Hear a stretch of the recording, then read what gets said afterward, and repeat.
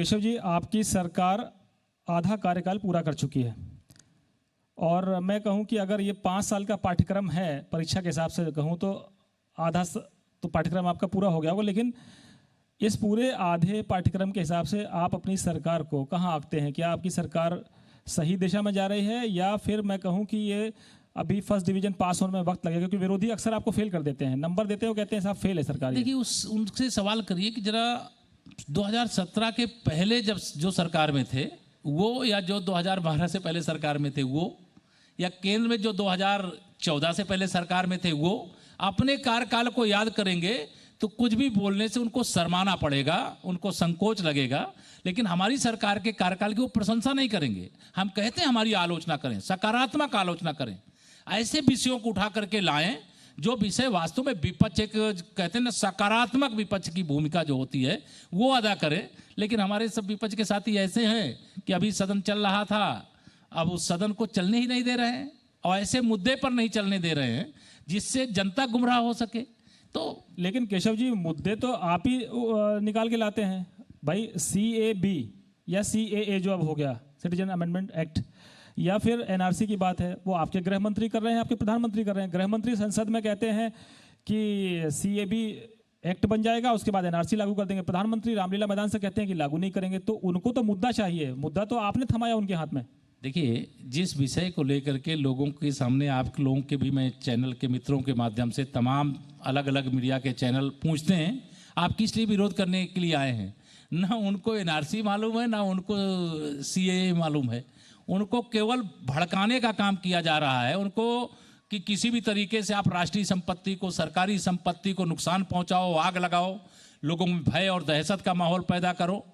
इसके पीछे मैं कांग्रेस और सपा और बंगाल की तरफ, हम पश्चिम बंगाल जब जाते हैं तो वहाँ TMC जैसी ऐसी पार्टियां, कितनी घटिया बात है।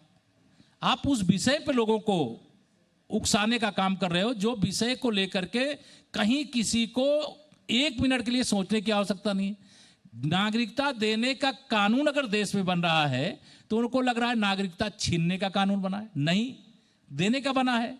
घुसपैठी और शरणार्थी का अंतर देश के आदरणीय गृह मंत्री जी ने देश की संसद के माध्यम से पूरे देश और दुनिया को बताया है।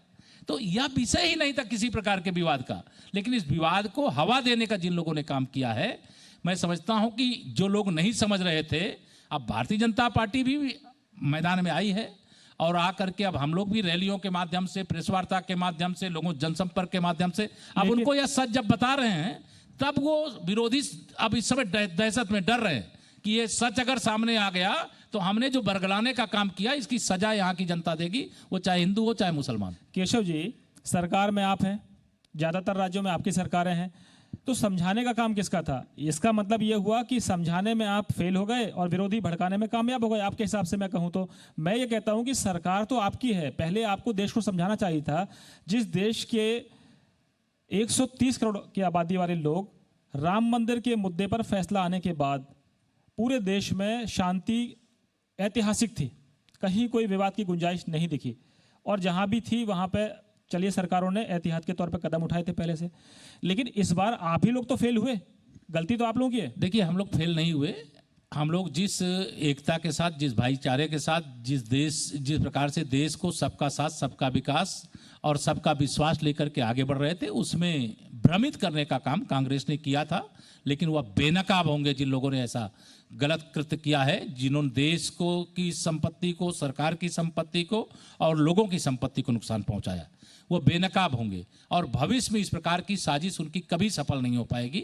मैं यह दावे के साथ कह सकता हूं। और आज देश के अंदर जो इस प्रकार की कोशिश कर रहे थे वह इस समय शर्मिंदा हो रहे हैं और पूरे देश के अंदर हिंदू हो या मुसलमान लेकर के तिरंगा आज भारतीय जनता पार्टी के बड़ी बड़ी रैलियों, महारैलियों में वह आकर के भारत माता की जयकारा का नारा लगा रहे हैं। इससे इन विरोधियों को जवाब मिल रहा है। उनको लग रहा है कि हमने गलती की है और इस गलती को स्वीकार करेंगे या नहीं करना चाहिए। जो देश से बड़ा हमारे लिए कुछ नहीं है। दल, हम तो भारतीय जनता पार्टी के हैं, भाजपा में कहा जाता है हमारे लिए सबसे पहले देश है, उसके बाद दल है, उसके बाद व्यक्ति है। लेकिन विरोधियों का कहना है कि सत्ता में जब आप आते हैं तो 5 ट्रिलियन इकोनॉमी की बात करेंगे, विकास की बात करेंगे, या दुनिया में देश को प्रमुख ताकत बनाने की बात करेंगे, लेकिन जब सत्ता में आ जाते हैं तो फिर आप ऐसे मुद्दे उछालते हैं, धारा 370 का हो, कॉमन सिविल कोड का हो, या 3 तलाक। अच्छा है कि 3 तलाक से पीड़ित महिलाओं को आज़ादी मिलनी चाहिए थी, इससे हम सहमत हैं कि महिलाओं का हक उनको मिलना चाहिए। लेकिन सत्ता में आने के बाद आप CAA और NRC जैसे मुद्दों पर भ्रम फैल जाता है, आप रोक नहीं पाते हैं देश को। आप जब विकास की बात करते हैं तो लोग कहते हैं कि इस मुद्दे तो आप विकास के उठाते हैं चुनाव से समय, लेकिन जब चुनाव के बाद जब कई चीज़ें ऐसी सामने आ जाती हैं कि देश विकास जैसे मुद्दे हो, महंगाई हो, अर्थव्यवस्था मंदी के दौर में जा रही है, वो सब लोग भूल जाएं और ये सामने मुद्दे आ गए दो। देखिए, मैं अपने आदरणीय प्रधानमंत्री जी के ही उस वक्तव्य की ओर आपका ध्यान ले जाना चाहूँगा। हमने जो भारतीय जनसंघ के समय से जो कहा था और भारतीय जनता पार्टी की सत्ता में आने तक जो कहा था, हमने वही किया है। हमारे प्रधानमंत्री जी ने कहा है, अगर कांग्रेस, सपा, TMC आदि को लगता है कि हमने गलत किया है तो वो देश की जनता से आज वादा करें कि अगर वह सरकार में आएंगे तो धारा 370 और 35 से हटा देंगे। वादा करें 3 तलाक या जैसा बिल, जिस बिल को लेकर के इस देश की मुस्लिम माताओं बहनों ने स्वागत किया है, वो कहें कि हम 3 तलाक का ये जो कानून बना इसको खत्म कर देंगे। वो कहें कि हम जिन घर घर जो हमने निःशुल्क गरीबों के घर में उज्ज्वला योजना से गैस के कनेक्शन पहुंचाने का काम किया है, वो कहें कि हम वापस ले लेंगे। वो कहें कि जो घर बनवाने का काम प्रधानमंत्री आवास योजना के अंतर्गत माननीय नरेंद्र मोदी जी ने गरीबों के जीवन में खुशी लाने का काम किया है, वो बताएं कि हम घर की एक एक ईंट उखड़वा लेंगे।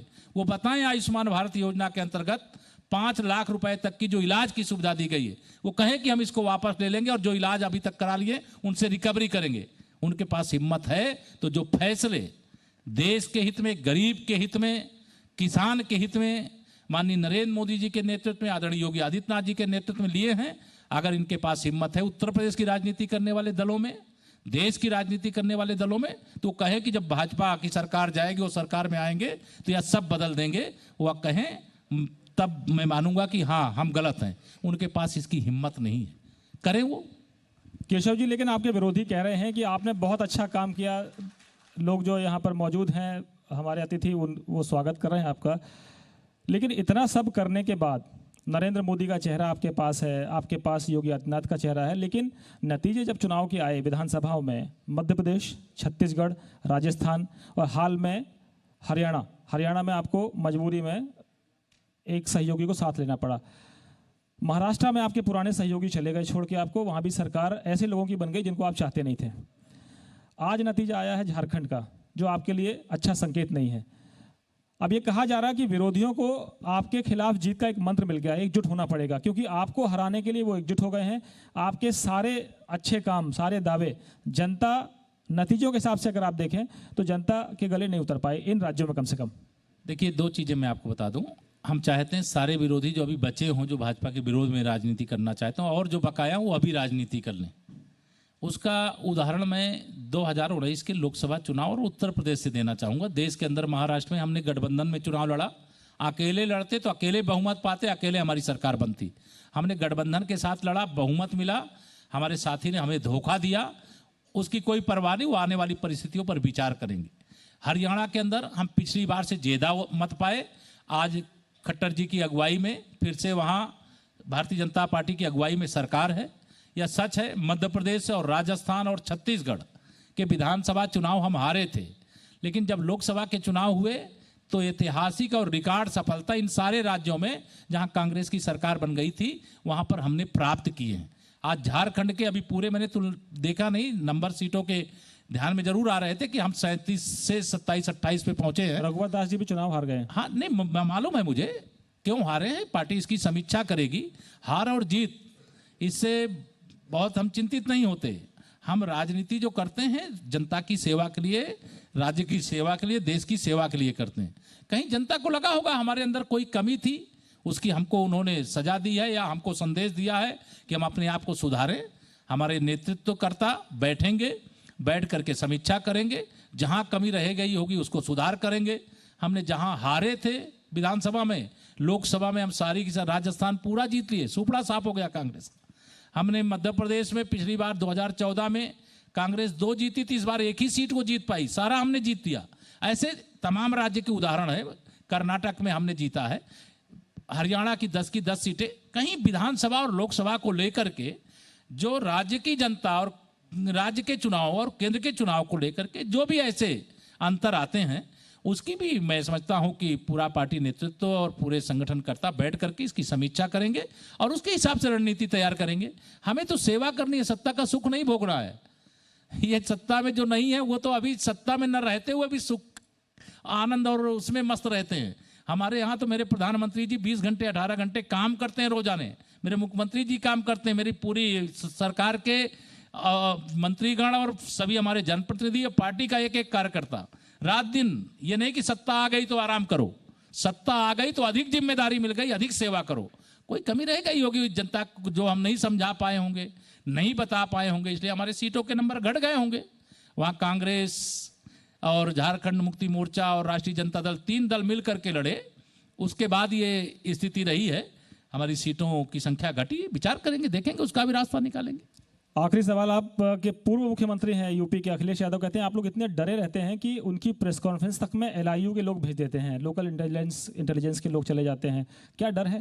विरोधियों को थोड़ा सा सांस ले लीजिए खुली हवा में। मुझे लगता है श्री अखिलेश यादव जी को डर लगता है। उनको लगता है कोई पत्रकार भी पहुंच गया तो कोई LIU वाला तो नहीं है, उनको ऐसा डर लगता होगा। हमें क्या है LIU भेजने की? आप कोई अगर वो प्रेस करेंगे तो वो तो सार्वजनिक होगी बात। जितना कहना चाहते हैं, हम तो विधानसभा और विधान परिषद में अवसर देते हैं, वो छोड़ करके मैदान भाग जाते हैं, उनकी पार्टी के लोग भाग जाते हैं। चर्चा करें, हमारी जितनी आलोचना करना हो करें, सदन के अंदर करें। वो सदन के अंदर भी नहीं करते, सदन के बाहर भी नहीं करते। लोगों को भड़काना, लोगों को डराना, लोगों को इस प्रकार का भय दिखाना, भाजपा आएगी खा जाएगी, नहीं, भाजपा आएगी तो सबके उत्थान के लिए काम करती है। लेकिन श्री अखिलेश यादव जी को ये जरूर मैं कहना चाहूँगा कि किसी को भड़का करके, राज्य की संपत्ति को नुकसान पहुँचा करके उनकी पार्टी का भला होने वाला नहीं है। 2014 वो हारे हैं, 2017 हारे हैं, 2019 हारे हैं और 2019 तो बुआ को साथ लेकर के भी हारे हैं और 2022 भी हार की अपनी वो तैयारी करें। हम लोग पूरी तरह से तैयार हैं उत्तर प्रदेश के अंदर कि आने वाले समय में फिर से कमल खिलेगा और खुशहाली कायम रहेगी। बहुत धन्यवाद केशव जी। और मुझे उम्मीद है कि जो उद्योग जगत के लोग बैठे हैं वो कम से कम उप मुख्यमंत्री की इन बातों से आश्वस्त होंगे कि सब कुछ ठीक ठाक है और आपकी कोई चिंता हो तो आप मिल सकते हैं, अपनी शिकायत दर्ज करा सकते हैं। और सिद्धार्थनाथ सिंह जी भी यहाँ पर आ गए हैं। मैं अपने सहयोगी राम से कहूँगा कार्यक्रम को आगे बढ़ाएं और सिद्धार्थनाथ सिंह जी को आमंत्रित करें मंच पर।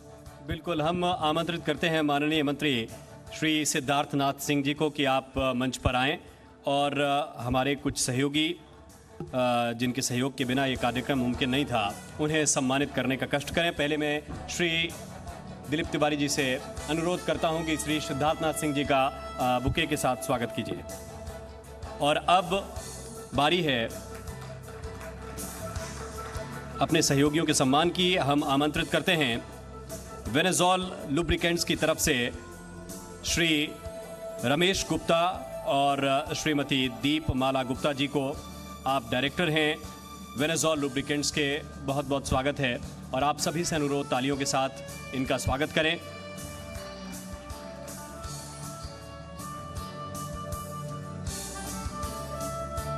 और इसके साथ ही हम आमंत्रित करते हैं द इनोवेटर्स सॉलिटर वैली की तरफ से MD श्री मयंक जायसवाल साहब को। जम्मू कश्मीर में जी सलाम आपसे जुड़ी हुई खबरों के साथ साथ आपके मसाइल और आपकी आवाज़ सरकार तक और हुक्मरानों तक पहुंचाने की पूरी कोशिश करता है और इसी कोशिश में जी सलाम लगातार कामयाब भी हो रहा है। अब कुलगाम में भी जी सलाम की खबर का बड़ा असर हुआ है। जी सलाम पर खबर दिखाए जाने के बाद आखिर अंधेरे में जी रहे लोगों को बिजली नसीब हुई है। एक रिपोर्ट देखिए। फार्म का प्रॉब्लम है, हमें 5.5 महीने के बाद मिला है ट्रांसफार्म, तो इसका शुक्रगुजार है हम ये जी सलाम का। तो हमें ट्रांसफार्म मिला 5.5 महीने के बाद। कुलगाम के लैसपुरा इलाके में लोग जी सलाम का शुक्रिया अदा कर रहे हैं। तो हमारा ये ट्रांसफार्म का प्रॉब्लम है, हमें 5.5 महीने के बाद मिला है ट्रांसफार्म, तो इसका शुक्रगुजार है हम ये जी सलाम का। तो हमें ट्रांसफार्म मिला 5.5 महीने के बाद। हमारा मसला था ये जो ट्रांसफार्मर ख़राब हुआ था, ये 5.5 महीने के बाद आपकी वसात से, आपकी जो चैनल है जी सलाम, इनकी वसात से यहाँ आया है। हम आपके बहुत शुक्रगुजार हैं। हम जी सलाम जो चैनल है जी सलाम के हम बहुत शुक्रगुजार है कि 5 महीनों के बाद 5.5 महीनों के बाद हमें यहाँ बिजली जो मिली है वो जी सलाम के बदौलत मिली है। आज तक ना कोई यहाँ पे कोई आया है पीडीडी का, कोई भी यहाँ पे मुलाजिम ना आया है ना यहाँ पे कुछ किया। हम बहुत ज़्यादा शुक्रगुजार है इस चैनल के, तो इसलिए हम शुक्र अदा करना चाहते हैं इस चैनल के और आपका भी। वजह है अंधेरे और शदीद सर्दी का सामना कर रहे लोगों की आवाज जी सलाम ने महकमा बिजली के ओहदेदारों और सरकार तक पहुंचाई थी। इलाके में खराब हुए ट्रांसफार्मर को बदलने में महकमे को 5.5 महीने का वक्त लग गया।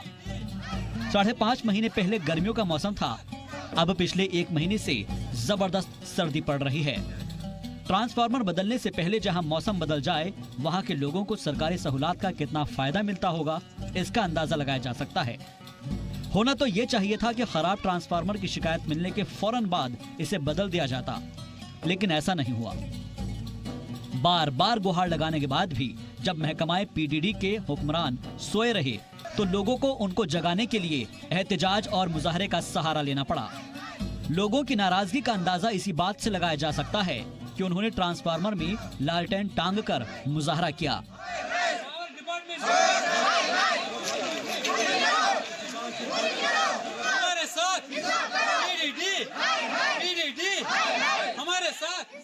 परेशान लोगों की आवाज बनकर जी सलाम ने भी इस मुजाहरे को अहमियत के साथ दिखाया और नतीजा आपके सामने है। इलाके में 5.5 महीने बाद ही सही ट्रांसफार्मर लगा दिया गया।